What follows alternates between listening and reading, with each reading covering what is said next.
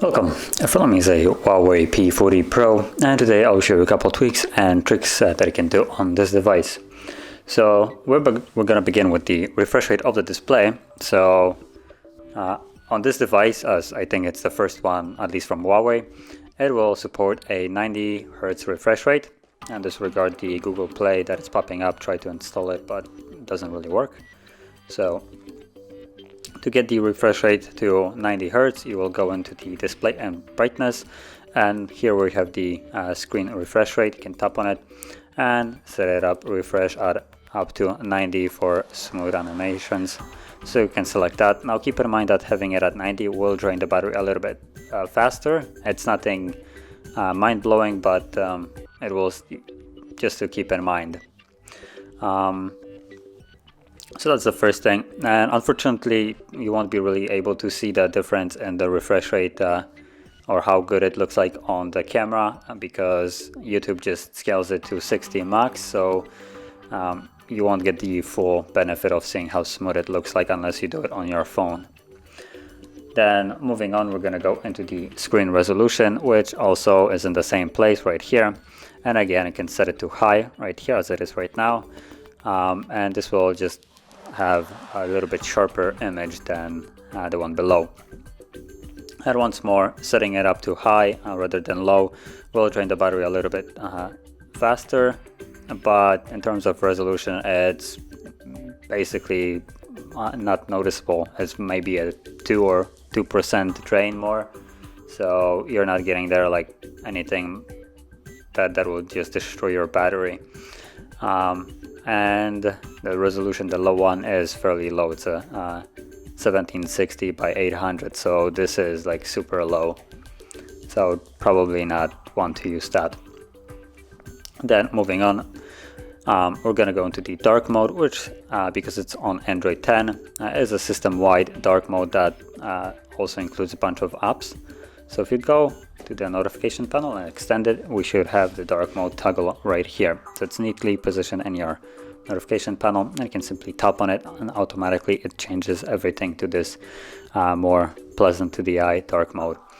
And this also includes settings, as you can see.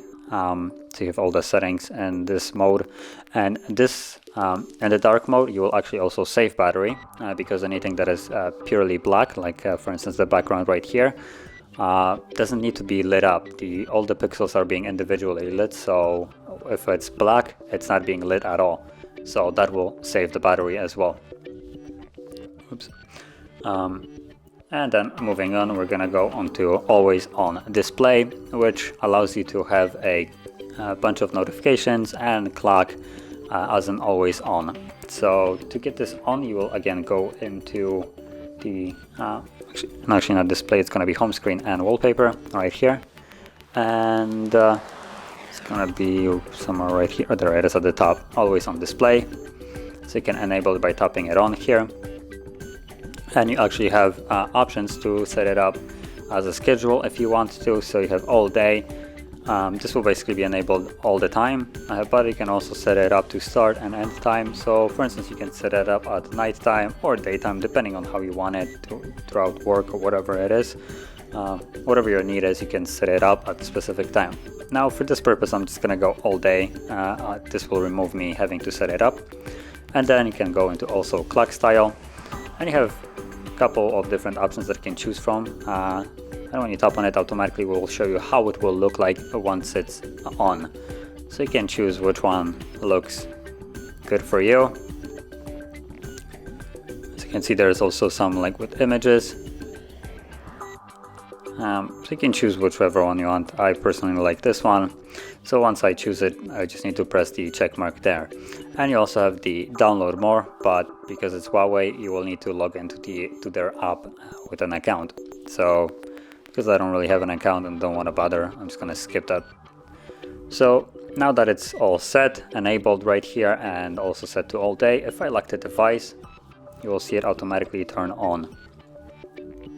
So this will be visible all the time, and if you get some kind of notification, it will show up here Not really sure how the notification will look like. It's gonna say the app name and, for instance, give you a number or something more simplistic. But you have the time, date, battery, and still, if you would have a fingerprint, you would have the little icon of a fingerprint sensor right here, so you can automatically do it. But I don't actually have any kind of security, so I just have to unlock it in an old-fashioned way. And then the last thing is the split screen. So on here, the split screen works a little bit different than majority of the other devices. So normally you would go into Recent and you have the split screen button right here, and you just pop it and it opens it up at the top. On here, it actually works a little bit different. So you pull it from the side like so, and when you do it the first time around, probably by mistake, it will give you this notification. So let's stop. I got it. And you can see there's a bunch of apps on here. You can add more if you want to. This is just a quick access panel that you can quickly, well, access, right? And I believe it also works if you don't want to add apps. You can, for instance, launch, let's do this. And from here, I think we can multi-split it in this way. So let's try something that might work, maybe music player. Actually, it doesn't. Let's tap on done. So from there you grab, drag it, and it splits it. So right now we're in a 2 mode. So you have the browser on top and music at the bottom. And now you can do this with multiple other apps. It's not just it's not limited to only these. So as you can see, you can resize it. There we go. And also, if you do that once more, let's just drag it over. It can go a little bit further, and let's just grab one more. Oops, I didn't really want to drop it over there. So there we go. So you simply tap on it, and now you have additional resizable window. If I can actually, the resizing works a little bit wonky. It's kind of hard to grab it. Oh well, just disregard it. I will spend too much time trying to grab it. But as you can see right now, I have still the two different apps running in the background, which I can still access, as you can see, normally. And this one right here, which is a third one overlaid on top of the 2 other ones. So it basically creates a window. So you can now basically use 3 different apps at the same time if you want to. Just an additional neat way. Although the access of the split screen is a little bit more cumbersome, I would say, because you have to swipe up, get the panel, and then drag the apps instead of going into Recent as we're probably all used to. But this would basically conclude all the tweaks and tricks that I want to share. And if you found this video helpful, don't forget to hit like, subscribe, and thanks for watching.